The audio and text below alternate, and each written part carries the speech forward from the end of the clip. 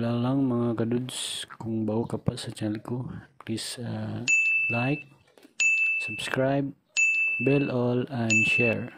Magandang araw, magandang gabi mga kadudes, mga guys. Ituturo ko sa inyo kung paano mag-cut ng ganitong mga letra na ano lang ang gamit, computer at saka cutting blade, blade cutter or kahit anong art blade. Kasi ngayon mga kadudes, mga guys, may machine na mag-cut ng mga ganitong letra. Pero ngayon balik tayo sa walang machine, lang PC at saka manual cutting. Antabay mga kadudes, mga guys. Paano mag-cut ng ganito kalaking number or letter? So ang gawin nyo mga kadudes, mag-print lang kayo ng ganito kalaki nga guide sa computer. Ganito yung forma niya, tapos lagyan nyo ng tape.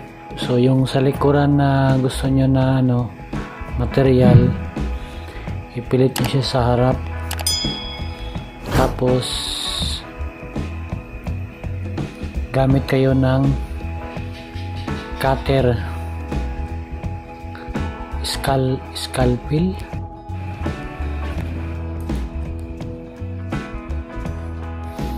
Tapos nyo mga kadudes, mga guys, i-trace nyo yung form na print sa kahit anong font na design mga kadudes, mga guys, kaya nyo siyang gawin kasi iti-trace lang nyo yung nakaprint. Kung ano yung nakaprint sa bond paper, yun lang i-trace nyo, tapos i-cut nyo siya. Maganda mga kadudes, mga guys, mayroon kayong yung nasa likuran na cutting mat, kasi para hindi masisira yung nyo, mesa. Or kung may glass, pwede na rin glass ang gagamitin nyo para hindi masira yung nyo. Kasi maganda kasi na matulis yung cutting natin, cutting knife, para maganda yung resulta.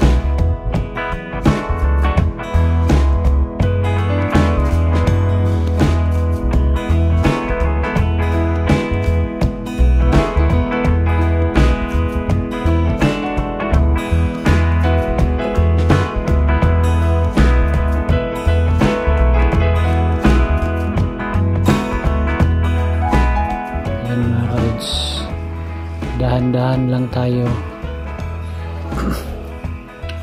Magandang kalalabasan nito mga kadudes, mga guys, kasi siya talagang natin yung hugis ng design ng letra, ng numbers, kung anong design ng ipiniprint natin. So yun talaga ang lalabas. So kahit anong klaseng letter, Tahoma, New Times Roman, kaya natin gawin kasi i-trace lang natin yung printa natin sa computer.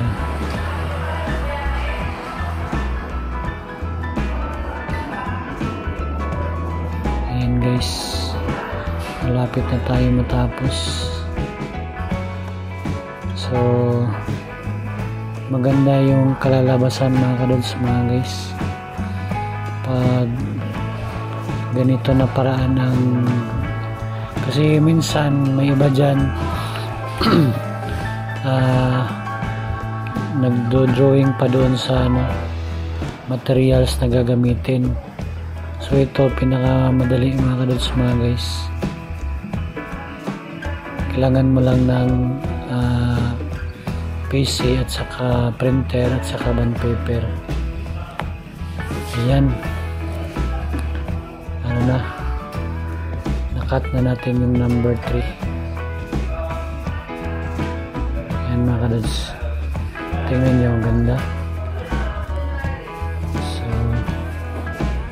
okay na tayo.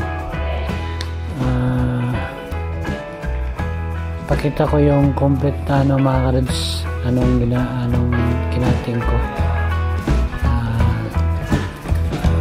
Ito na mga karods mga guys, tapos na yung kinat natin.